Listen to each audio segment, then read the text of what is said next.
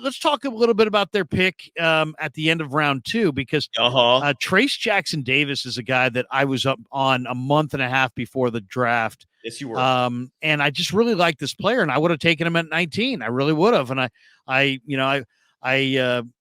really liked a lot of the things when I started looking into his skill set. Now, he's not a three-point sniper. In fact, he didn't take a single three, I don't believe, his entire time in college. But what he is a very mature player at 23 years old, 23 years of age. He's from Greenwood, Indiana, went to Center Grove High School, then went to Indiana and was the second best player in college basketball this last year. He's also a very mature player. He's a 4-year player. He won the Karl Malone Award as the nation's best power forward, played 4 years in college. The knock on him in high school was that he didn't play hard, but he's obviously played very hard in the last few years. Yeah. Nobody made a bigger improvement from junior year to senior year than what this guy did. Super athletic, undersized 5. To me, his passing was tremendous last year, and he's had back problems in the past, but I guess he's over it. Okay. What really excites me about this guy is that he's got huge hands. Huge. Really? Yeah. 11. Okay. 9.5 inch hands are big. 10-inch hands are huge. This guy's got 11 and 3/4 or 11 and 1/4. He's got monster mitts. He's got James Worthy kind of mitts. And when you watch him on the low block, the way he commands the basketball with one hand and can fake it with one hand, this guy averaged 4.5 assists per game. I think he's really, really intriguing as a passer. Now, to me, that's what makes him very attractive for Golden State.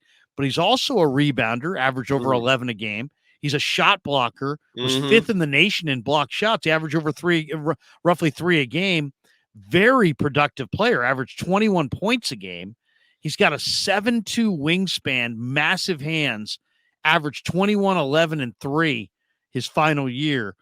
I see this guy as kind of a replacement for Draymond Green down the road. Who can play the undersized 5. And, you know, he also in the workouts was demonstrating more face-up game and a little bit more range on the shot. And there's just a lot to like. He also tweeted out right before the end of the draft when he thought nobody was going to take him, like, you know, you guys are all going to rue the day you passed on me. And then the Warriors, sure enough, make that trade with the Wizards. They get him at 57, a player that I would have taken at 19. Yes. But I love the guy who's like, you're gonna rue the day you passed on me. Yeah, he wrote verbatim. The quote is, "Y'all will regret it. I promise you." Yeah, I love that. I absolutely love that. And when you watch him, the passing, the shot blocking, the rebounding, all legit. He's a very quick second jumper. He's the son of an NBA player who played for an eternity, the former Warrior Dale Davis. Which is important, yeah. Yeah, so he's got the bloodlines. I think this guy's going to play minutes right away. I really do. So now, I don't know what the rest of the front court depth chart's going to look like, but I love this player. I think this is a really, really great pickup. I graded these things out on a video on the YouTube channel. I gave this pick an A. I think this one is an absolute A for all the reasons I've just outlined. Give me your thoughts. I honestly, this is the most excited I've been about a draft pick in I don't know how many years. I mean, the Warriors, if you look back to the last 7-8 years, it's been a lot of misses, man. I mean, they've been screwing up the draft big time, whether it's Wiseman, Jordan Poole got traded, so that's a blemish, whether it's Jacob Evans, whether it's Damian Jones, Jordan Bell, whether it was just Patrick Baldwin Jr. Who'd you say? Jordan Bell, Patrick McCall. Jordan Bell's another one. Yeah, first round pick. So and the one theme with all these players, which totally delineated from what they've been doing in the early and middle of the 2010s, was drafting players with extensive college experience. Stephen Curry had 3 years. Klay Thompson had 3 years. Draymond Green had 4 years. I can't remember if Looney had 2 or 3, but I feel like he was pretty polished coming out of college. And more recently, they've kind of strayed from that. They've been going with players who have less experience.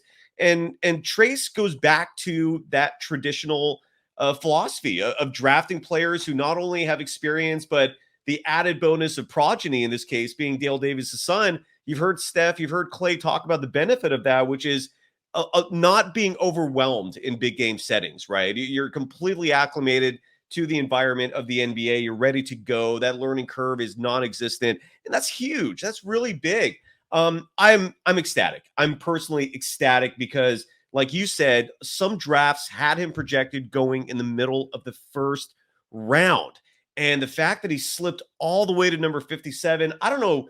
The CBA thing is weird because I thought you could no longer spend money to buy draft picks, and that's what the Warriors did. So I don't know how what's going on there. They can't use a mid-level exception. They can't spend money on draft picks. Whatever's going on with the rules regarding the CBA, they were able to pull it off. I'm stoked on it, man, because I see what you see. This could be Draymond Green's replacement, and he could be in 3-4 years an elite big in the NBA. I'm ecstatic, dude. I honestly, like, you're right. The only negative is that he's not a 3-point shooter, but who cares? I mean, they don't all have to be 3-point shooters. He gives you defense, he gives you rebounding, he gives you toughness. He's polished already. I'm ecstatic. I feel like he saved the day, the draft day, because until then, Pajemski, like, there's still a lot of mystery about what he's going to be, right? We don't know if he's going to be successful. He might be, but he also might not be. The Chris Paul trade was just a head scratcher. It was, I mean, I don't know anyone who got excited about it. It's intriguing, it's interesting, but we really don't know how that's going to pay off at this point. But Trace Jackson Davis, man, I feel like that's as comfortable as a pick as you're ever going to get.